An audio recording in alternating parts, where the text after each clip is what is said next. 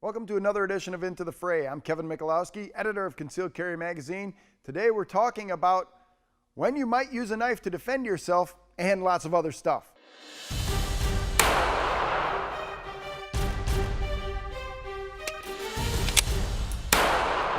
Take a look at this video, folks.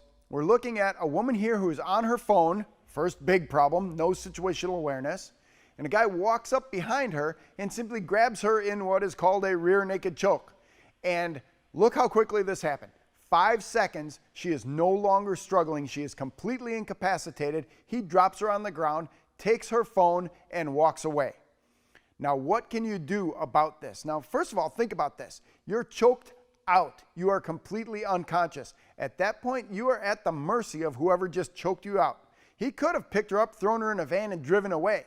Could have done anything that he wanted. Yes, there was a witness, a guy came out the door, but that guy who came out the door didn't chase that guy away. The bad guy just picked up the phone and left because he was done. All he wanted was the phone. So if you are involved in a situation where you are getting choked out, and you've heard me say before, you know, I carry a knife, but I never really think that I'm going to use a knife to fight with. This is the one time for certain that a knife would get you out of this situation. And that's why I have a knife on my belt most of the time.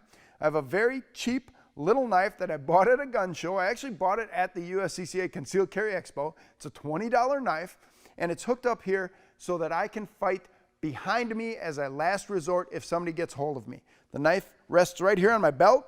I grab it right here, and if somebody is choking me out from behind, I'm just driving that knife backward, cutting anything I can cut.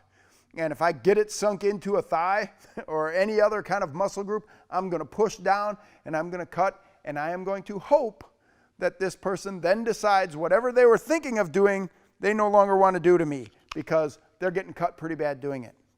Now, this knife came with a little plastic sheath, little polymer sheath on it, and all I did was ring a piece of parachute cord to it because I didn't want this right on my belt because you can see it's a little bit difficult to resheath if the sheath is right there on your belt.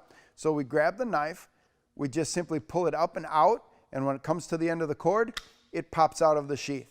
And now it is deployed and ready to go. And then when I'm done doing what I need to do, I can just reach down and put the knife back in the sheath and put it back in its location. It's then safe and easy to go. I have this in a location where I can grab it with either hand if I need to. And again, it is put sharp edge against bad guy, repeat as necessary, okay? I'm not going to tell you you need to learn anatomy or slashing skills or worry about the chemical makeup of the steel in the knife. It doesn't matter. You get a sharp knife, you start sticking it into the bad guy, and you make him let go of you so you can get away. The goal of self-defense is to cause enough dysfunction in your attacker so that you can escape. And this situation could have been avoided if she had been paying attention. Don't be on your phone when you're walking around. See who's around. Take a look. Be aware of your surroundings. She could have been killed. She's very lucky that she wasn't, but it only took 5 seconds to render her completely unconscious. So you have to be able to deploy your knife very quickly. It has to be the first thing you think about. This guy's choking me. I'm going to pass out. I got to start stabbing him. That's why I like to use a straight blade knife instead of something I got to open with my thumb. I'm Kevin Michalowski, editor of Concealed Carry Magazine. This has been Into the Fray.